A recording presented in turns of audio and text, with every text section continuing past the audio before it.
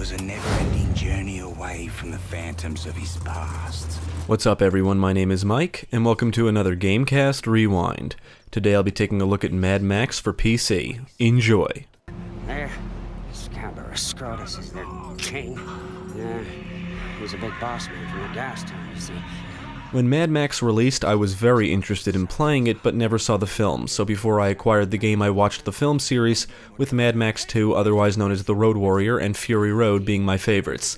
The first film is not what I expected, and Beyond Thunderdome is okay, but I didn't find it as atmospheric or exciting as its predecessor. Before I watched these films, I really knew nothing about the series, other than it was about some post-apocalyptic world. In my eyes, The Road Warrior is what really set the tone and atmosphere of the franchise. Developed by Avalanche Studios and published by Warner Bros. Interactive Entertainment, Mad Max the video game was released for PC, PlayStation 4, and Xbox One in September 2015. I did beat this on PS4 once before, and for this review I played the PC version. Mad Max is an open-world action game set in a post-apocalyptic desert wasteland where it's every man for himself. You play as the iconic Max Rockatansky, a highway patrol officer turned survivalist. So let's take a look at Mad Max and see if it can capture what makes the film series so special.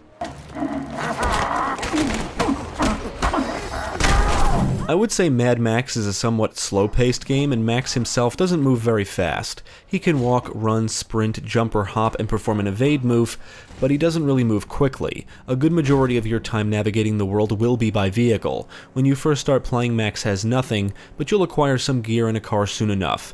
Max's gear includes binoculars, a jacket, knuckle dusters, wrist armor, and a shotgun. He also carries a canteen which can be filled up at water sources, and drinking from it restores his health. Max can also restore health by eating dog food and maggots found throughout the world. You could eventually purchase a Jimmy bar which can be used to pry open containers, doors, and hatches. As you play, you'll complete challenges, and as you complete challenges, you'll earn Griffa tokens and rank up. Challenges include things like defeating a specific number of enemies, dismantling a certain amount of camps, finding a certain amount of items, and other basic things. When you reach certain ranks, you unlock upgrades that can be purchased to improve Max's gear, which affects his offensive and defensive abilities, including fist damage, jacket armor, parry ability, ammo inventory, and the shotgun. You'll also unlock skills that make you more efficient in melee combat. A character named Griffa can be found in various spots throughout the world, and when you visit him, you can spend Griffa tokens on what I'll call character upgrades, like increased max health, melee weapons do more damage, acquire more health from food and water, and things of that nature. Mad Max employs a free-flow melee combat system similar to how the melee combat systems work in the Batman Arkham games. You press or hold the attack button to attack enemies, and press another button when prompted to parry enemy attacks. You can build up a multiplier by landing multiple hits in a row without taking damage, and some enemy attacks cannot be countered, but you can use the evade move to avoid them. Sometimes you have the opportunity to sneak up behind an enemy to kill them instantly, but there's really no traditional stealth here. I really enjoy the melee combat, but it does have some flaws, like taking hits during an attack. I don't mean just making a stupid mistake like not pressing the button in time. I mean Max will perform an attack like jumping in the air and kicking an enemy, or picking an enemy up and slamming them to the ground, but you can still get attacked during the animation, which you can't cancel out of. But performing execution moves, which you also have no control over once activated, will prevent you from getting attacked, so it's kind of inconsistent. The camera can also be a little wonky during combat, but you can control it manually. On the plus side, the melee combat is extremely satisfying. Every single attack you land feels heavy and powerful. As you engage enemies in combat, you'll build up fury. Once you've accumulated enough fury, Max enters fury mode, where his strikes are more powerful, but he will only remain in fury mode for a limited time. You can pick up melee weapons dropped by enemies, or take them from them if you've purchased the appropriate skills. They will break over time, but they can do a lot of damage, and can be very helpful when up against a lot of enemies at once. Max can perform finishers to kill enemies like stabbing them with a shiv, snapping their neck, slamming their heads into parts of the environments, and executing them with melee weapons. If you're having a real tough time, you can use your shotgun to blow enemies away, and when aiming, the gameplay will slow down, allowing you to aim accurately at your target. You can always quick-fire as well. Overall, the melee combat is a lot of fun, and it's mainly due to its sense of satisfying brutality.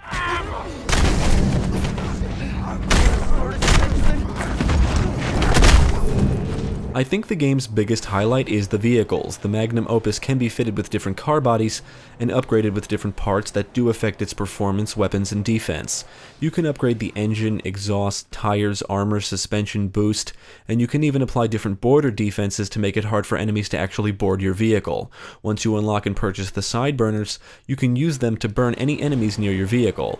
You do need to be aware of how the upgrades affect the vehicle's performance. Acceleration, handling, and top speed can be affected by upgrades, and finding a balance is key. If the Opus is heavily armored, it may not be able to move fast, but it can withstand a lot of damage. You can swap out any upgrades with others you've already purchased at any time from your garage, which can be accessed from the pause menu. You may have to configure your vehicle with certain upgrades to better fit specific situations. For example, you may want to favor speed over defense if you want to participate in a death run, but if you're going to roam into enemy territory, you may want to increase your defense at the risk of speed. If you equip a specific combination of upgrades, you unlock what the game calls Archangels, which I think are just iconic vehicles. In reality, they seem to act as presets of different combinations of upgrades and car bodies, and you can switch between them quickly. Car bodies can be found throughout the world, but don't actually affect the vehicle's performance. In addition to all the upgrades, you can also apply different paint jobs, decals, and ornaments, which can be acquired from destroyed convoys. The Magnum Opus can be fitted with weaponry that can be upgraded. The harpoon is probably the most useful. It can hook onto things like NPCs, towers, and barricades. You can then pull them with the vehicle to break or destroy them or kill an NPC. You can even pull doors off enemy vehicles, leaving the driver exposed, and then just rip him right out of there, or simply hook onto one of the vehicle's tires and tear it off to stop the enemy vehicle from chasing you. It's cool stuff. Eventually you'll unlock the Thunderpoon, which is basically a harpoon equipped with an explosive projectile that can be used to destroy barricades, structures, and enemy vehicles, and it can be really helpful if you get overwhelmed. Finally, there's the Sniper Rifle, which allows you to snipe enemies from a distance. The Thunderpoon and Sniper Rifle do consume ammo, and if both run dry, you can always rely on your shotgun, which Max will fire out the window. You can acquire ammo for your Opus weapons and shotgun from ammo boxes lying around the environments and from fallen enemies. While driving, you can lock onto targets before firing any of your weapons, and much like aiming the shotgun when on foot, the gameplay slows down, allowing you to aim accurately and choose the appropriate target. If you take your time and unlock and purchase upgrades as you progress, there's a good chance the Magnum Opus will basically be a death machine on wheels by the end of the game. But the Opus is not the only vehicle you can drive. You can actually collect a decent variety of vehicles that can be accessed from any stronghold. You can find them in specific spots in the wasteland, or by earning them as a reward for winning death runs, or by hijacking them from enemies and bringing them back to a stronghold. They can't be upgraded, but they are a form of collectibles. As you drive around the wasteland, you'll come across enemies and enemy vehicles, and they will chase you if they spot you. If the Opus is fast enough, you can outrun them, or you can engage them in vehicular combat using a combination of ram attacks and weaponry. Enemies will ram and slam into you, and sometimes enemies will jump from their vehicles onto yours, but you can always blow them away with your shotgun if you don't have any of the border defenses equipped. If the Opus takes enough damage, you'll have to jump out and wait for Chumbucket to repair it. You can perform a quick repair by spending scrap, but I never really felt the need to do that, especially because you can command Chumbucket to repair it at any time. In fact, whenever you leave the vehicle, Chumbucket will automatically start repairing the Opus if it took any damage. He never leaves the Opus outside of cutscenes. The vehicular combat is actually a lot of fun. Much like the melee combat, the Opus has a sense of weight to it, and each ram and attack feels impactful. Slamming or boosting into an enemy vehicle and watching it explode as a result can be an extremely rewarding feeling. Driving the Opus will drain fuel, and I can honestly say I never encountered a situation where I ever ran out, but it is possible. Throughout the world are jerry cans, which are a source of fuel that can be used to fuel vehicles and vantage outpost balloons and generators. You can store one jerry can in the back of the Opus, but the one thing I don't like is that there's no way to tell how much fuel is in the can. Sometimes you may need to fuel something up and you start the process, only to realize there's not much gas in the can, so you'll have to find another. Jerry cans also serve the purpose of creating an explosion. You can ignite or shoot a jerry can, which will cause them to explode, and sometimes this is necessary to access certain areas. Some doors can only be destroyed by explosions, but there's usually always a jerry can nearby. But if there are no jerry cans around, there may be explosive barrels you can shoot. Also, you can blow these up to kill enemies. The wasteland or map in Mad Max is quite large and is broken up into multiple regions. There are several strongholds that rule over different territories of the wasteland. As you progress through the story, you'll visit all of these strongholds and do missions for the NPCs that run them.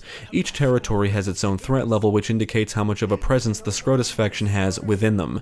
Reducing the threat reduces the Scrotus faction's presence, and you can do this in a number of ways. Scattered throughout the wasteland are enemy scarecrows, snipers, camps, convoys, and minefields.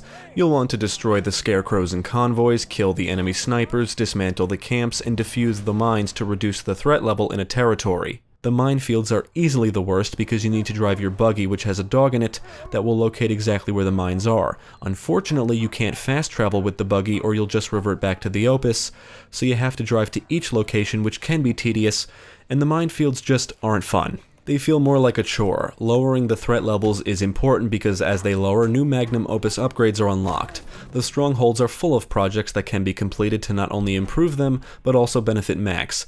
Each project requires parts that can be found throughout the wasteland. You can visit a project in a stronghold and track where the parts are on the map, which is really nice.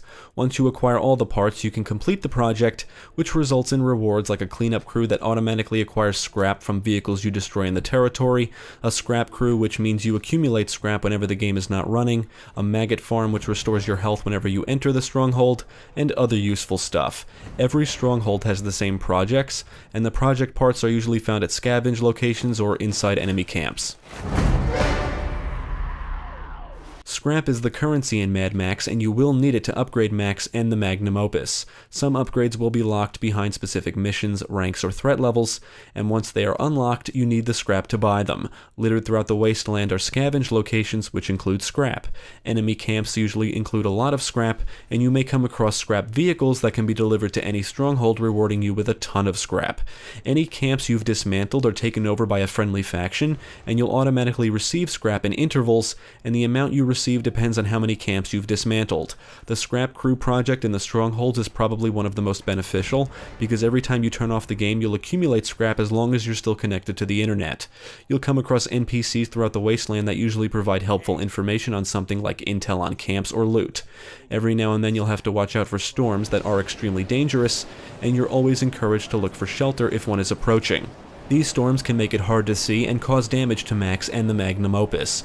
However, storms usually result in mother loot crates flying around, and if you find and break one, you're rewarded with a good amount of scrap. The wasteland can be pretty overwhelming, especially when you see all of the icons on the map, but the good thing is there's always something to do everywhere you go, whether it's visiting scavenge locations to acquire scrap and other items, or engaging convoys, competing in death runs, dismantling camps, or driving off epic jumps. There's always something to do. Scattered throughout the wasteland are vantage outposts, which act as fast travel points. But unlocking one as a fast travel point isn't as simple as just visiting it. You need to jump into the balloon and ascend into the sky, where you can use your binoculars to locate points of interest that will then become visible on your map. Some of the balloons or generators powering them are out of fuel, so you will have to refuel them or complete specific objectives before you can get the balloon into the air. History relics can be found everywhere, and these are just pictures and or text from people and events that predate the apocalypse. They add a little backstory and lore.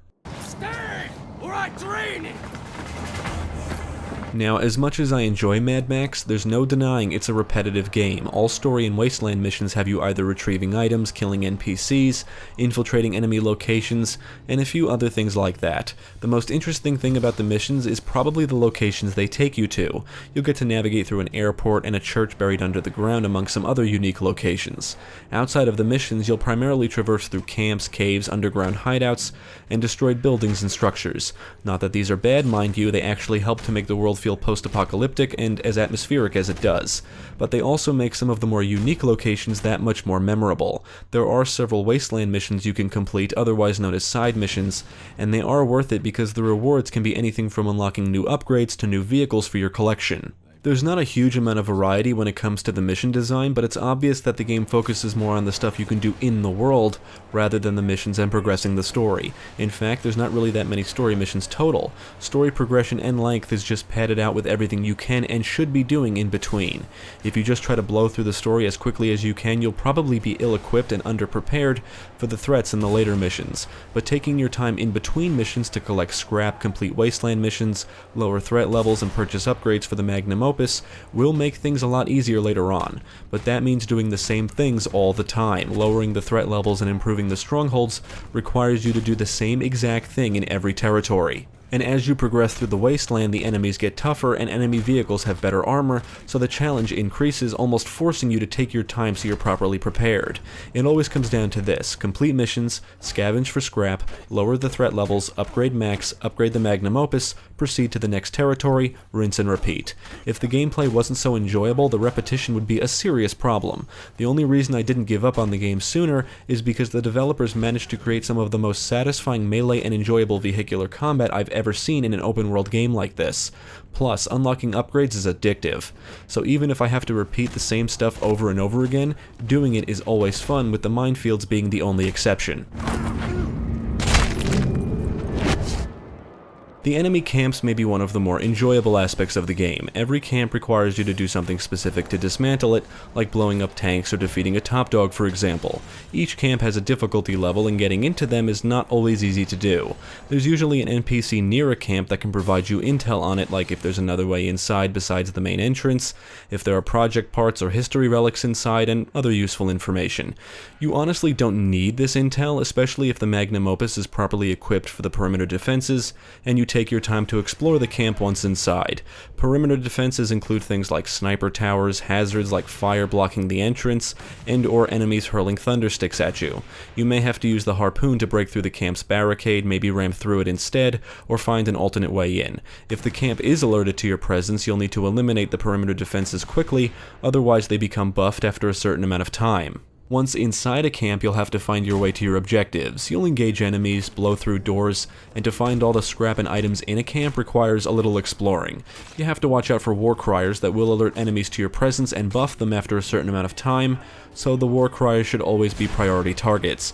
Camps will include branching paths and out-of-the-way rooms housing goodies, so you should always take the time to look around. There's always a certain amount of Scrotus insignias scattered around each camp, some of which are not always in plain sight, and you'll want to destroy these. Completing the objectives, collecting all the items, and destroying all the insignias will result in the camp being 100% completed.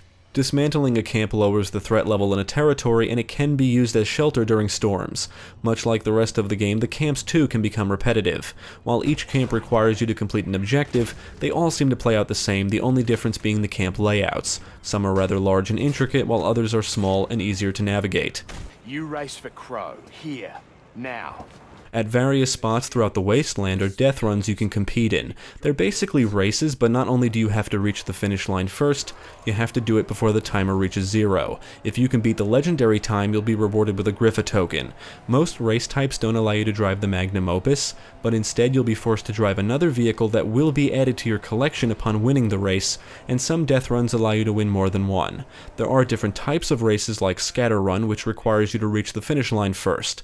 Time Bomb forces you to race against time, and enemies will try to destroy you. Opus Wars is the only race type that allows you to drive your own Magnum Opus, and you can race against your best times and the best times of your friends.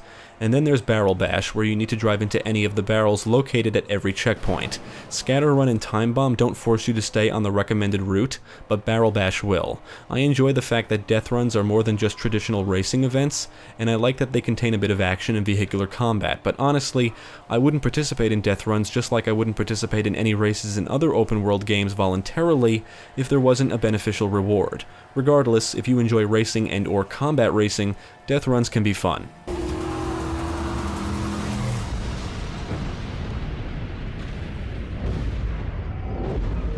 The story opens with Max being run off the road by a gang of war boys led by Scrotus, hilarious name by the way, son of Immortan Joe and ruler of Gastown. They steal everything from Max, including his car, the Interceptor, and leave him to die. Max sets out to get revenge and meets up with a hunchback named Chumbucket, who is in the process of building a car called the Magnum Opus. Max and Chumbucket travel through the wasteland together, liberating strongholds and dismantling enemy camps as they upgrade and weaponize the Magnum Opus, and try to survive in the hostile world run by factions and lunatics. I feel the game perfectly captures the tone and atmosphere of the films The Road Warrior and Fury Road, but the character development is somewhat lacking, and the story is pretty simple really. The voice acting gets the job done with a few standout performances, Chumbucket being one of them. Many of the supporting characters are not fleshed out enough to remain interesting, but they do a good job at immersing you into the world of Mad Max. This is a game that clearly favors gameplay over plot, and as far as I can tell, it does not disrespect the source material. Now my blood returns for you, Scrotus! Now my blood returns! I would say Mad Max is a good-looking game. The texture work is excellent, animations are great and fluid and complement the action, the skies look amazing, and everything is well detailed. Dirt and debris kick up as you navigate the sandy environments. When a storm is approaching, you can actually see a massive cloud of dirt and sand heading your way before being shrouded in high winds and deadly lightning strikes, which by the way look incredible. As you beat enemies to death, you can see parts of their faces smeared with blood. You'll come across destroyed car bodies on fire throughout the world. Dead bodies will be lying on the ground or in cages or hanging from structures. Maggots can be found on carcasses. Tires, car parts, and garbage will be littered all over the environments. And Mad Max includes some of the best looking explosions and fire effects I've ever seen in a video game.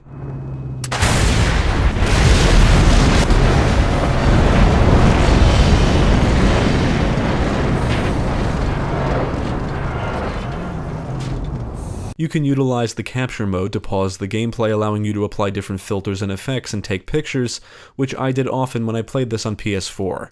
The game does a great job at capturing the look and feel of the films, and there's a gritty quality to it all that helps to make the world feel like a truly violent and hostile place. When it comes to the music, I found it very easy to drown out, but the tunes sound tense and dramatic, although I can't say any song stuck with me. Now, the sound effects here are phenomenal. From the roar of the engines to the booming sounds of explosions, everything sounds great. The shotgun just sounds beastly and intimidating when fired, and the sounds of the punches, kicks, and melee weapons sound satisfying. Every strike landed and neck snapped looks and sounds painful. On the technical side, the game ran pretty smooth. There were some hitches like random pauses here and there, but I can't say the frame rate ever really dipped from what I noticed. The only significant issue I encountered was the game freezing on me, which only happened once. I really enjoyed my time with Mad Max, and it has become one of my favorite open-world games of the generation. Unfortunately, there's no real end game. Once you've acquired everything and lowered all the threat levels to 0, there's not much left to do. Unlike other open-world games where you can still mess around in the world and just do your own thing even after you've completed everything, all the fun in Mad Max is tied to the activities and locations. The wasteland is exactly that, a wasteland. It's a desert. It's a post-apocalyptic world that's run by crazies and lunatics, and once the enemies are eliminated, so is the fun that goes along with them. Granted, it will take you a while to complete everything this game has to offer, but the replay value is kind of low unless you enjoy replaying through it all and unlocking everything again. I don't really see it as a huge issue just due to how long it would take you to complete everything anyway, but one of the things I like about open world games is that they can keep me coming back, allowing me to do shit or cause chaos like the GTA titles, for example. I really wish this game had a New Game Plus type of mode, or at least allowed you to repopulate the camps. Regardless, what's here is extremely enjoyable, and even though it's repetitive, I found it hard to stop playing at times. What makes Mad Max stand out is the satisfying melee and vehicular combat and all the upgrades. But other than that, there's not a lot here we haven't seen before. Mad Max is a perfect example of a game that highlights my opinion that gameplay is the most important aspect of any video game, more so than anything else. It's just fun to play. Mad Max doesn't revolutionize the genre, and the story is basically average, but the gameplay is the real driving force behind it that kept me playing. The world is well crafted and detailed, the melee combat feels brutal and rewarding, and the vehicular combat is fun and has some depth to it. The vehicle and character upgrades made me feel like I was always growing and progressing, and acquiring new upgrades is an addictive process. Come on! Unholy hordes have been pestered! I would absolutely recommend Mad Max to fans of the film series and open-world action games. If you do not enjoy the free-flow melee combat system, you may have a very different experience playing this than I did. Vehicular combat and free-flow melee combat are what make the game what it is, so if you don't enjoy either of those things, this may not be the game for you. Visually, Mad Max is quite the spectacle, whether it's watching Max pin an enemy against a wall and beat him to death, watching something explode, or just stopping to look around at the detailed environments. There's always something to admire. But it's the gameplay that kept me going, and despite its flaws, I never felt like I wanted to rush to the end. I thoroughly enjoyed every combat situation I got myself into, and would always seek out new camps and locations to explore. Mad Max is a repetitive but fun adventure. Definitely check it out. Thanks for tuning in. I hope this video proved helpful. Stick with GameCast for more quality content, including the latest gaming news, podcasts, let's plays, and even more reviews. Be sure to check out my channel, Gaming Pastime, for new game reviews released every week. My name is Mike, and I thank you for watching. I never asked you your name. Max. My name is Max.